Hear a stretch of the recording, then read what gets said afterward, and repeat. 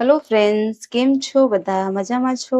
આજે હું તમારી સાથે શેર કરીશ આવી રીતે થેપલા ક્યારે પણ ટ્રાય ના કર્યા હશે ફ્રેન્ડ્સ. જો તમે એકવાર આવી રીતે ટ્રાય કરશો તો તમારા ઘરમાં વારંવાર આવી રીતના થેપલા બનાવવાનું મન થશે. તો આપણે દૂધી, ધાણા, અજમો, સફેદ તલ, જીરો, ધાણા, હળદર, કસૂરી મેથી અને તીખાસ માટે આપણે લીલા મરચા લીધા છે. ફ્રેન્ડ્સ, ચાલો આપણે બનાવીએ થેપલા. તો આપણે એક ચમચો તેલ લીધો છે. આપણે આ ચમચાનું માપ લીધું છે. તો આપણું તેલ થોડું ગરમ થઈ જાય ત્યાં બાદ એનામાં આપણે મસાલા ઉમેરીશું. ગેસને આપણે થોડુંક ફૂલ કરી નાખ્યું છે. હવે એનામાં આપણે 1 ચમચી જેટલો જીરો ઉમેરીશું. આખો જીરાને આપણે સારી રીતે સાતળવા દઈશું. જોઈ શકો છો જીરો આપણું સારી રીતે ફૂટી ગયું છે. હવે એનામાં આપણે દૂધી ઉમેરીશું. તો આપણે 1 કપ જેટલી દૂધી લીધું છે આવી રીતના, અને એને આપણે પકાવીશું સારી રીતે. દૂધીને આપણે થોડુંક તેલમાં આવી રીતે ચલાવીશું.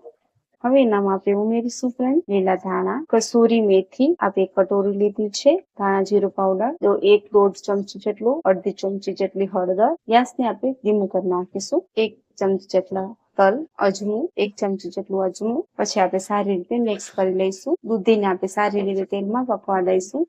તો ફ્રેન્ડ્સ, આ એટલા હેલ્ધી અને ટેસ્ટી થેપલા બને છે કે નવી ટ્રીક સાથે આપણે બનાવીએ છીએ. હવે એનામાં આપણે ઉમેરીશું તીખાસ માટે લીલા મરચા તીખા લીધા છે. તો આપણે એનામાં સ્વાદ અનુસાર મીઠું ઉમેરીશું. સારી રીતે મિક્સ કરી લઈશું અને થોડી વાર આપણે 1-2 મિનિટ સુધી એને આપણે પકાવીશું. દૂધી આપણે પાણી મૂકશે તો જોઈ લો સારી રીતે આપણા પાકી ગયા છે. 1-2 મિનિટ લાગશે પકાવવામાં. તો ફ્રેન્ડ્સ, આપણે 2 મિનિટ થઈ ગઈ છે અને આપણી દૂધી સારી રીતે પાકી ગઈ છે. હવે એને આપણે ઠંડુ કરવા રાખી દઈશું. ગેસને આપણે બંધ કરીશું. આપણે 1 કટોરું લીધું છે મોટું, અને આપણે એનામાં જે દૂધીનું પેસ્ટ જે બનાવી છે મસાલો દૂધીના થેપલા માટે, તો આપણે દૂધી આવી રીતે તમે જોઈ શકો છો તો આપણે ઉમેરી નાખ્યું છે. હવે એનામાં આપણે ઉમેરીશું ફ્રેન્ડ્સ ઘઉંનો લોટ. તો આપણે આવી રીતે ઉમેરવાનું છે. પછી આપણે એને બાંધી લઈશું. તો ફ્રેન્ડ્સ, તમે જોઈ શકો છો આપણે લોટને સારી રીતે મસળી લીધો છે.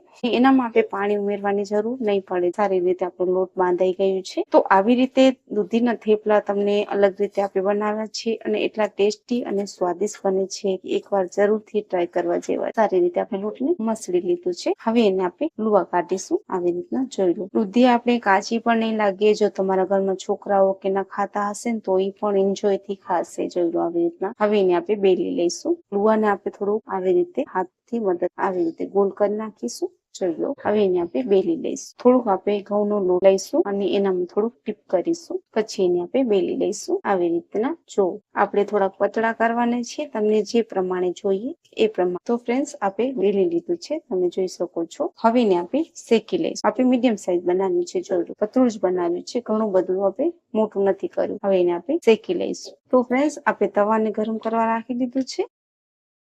તો આપણે સારી રીતે શેકી લઈશું. પછી એનામાં આપણે તેલ ઉમેરવાનું છે. તો એક બાજુ આપણે સારી રીતે શેકી લઈશું, પછી બીજી બાજુ આપણે પલટાવીશું. ફ્રેન્ડ્સ, આપણે એક બાજુ સારી રીતે શેકી લીધું છે, તમે જોઈ શકો છો. તો જોઈ લો, આપણે બંને બાજુ સારી રીતે 1-2 મિનિટમાં પકાવી લીધા છે. અને ફ્રેન્ડ્સ, તમને આ રેસીપી ગમી હોય કે તમને આ રેસીપી સરસ લાગી હોય તો મારી ચેનલને લાઈક કરજો, શેર કરજો. નવો વિડીયો માટે તમે સબસ્ક્રાઇબ પણ કરતા ના ભૂલજો. આવી રીતે તમે થેપલા જરૂરથી ટ્રાય કરજો તમે. તો ત્યાં સુધી તમે તમારું ધ્યાન રાખજો. ધન્યવાદ ફ્રેન્ડ.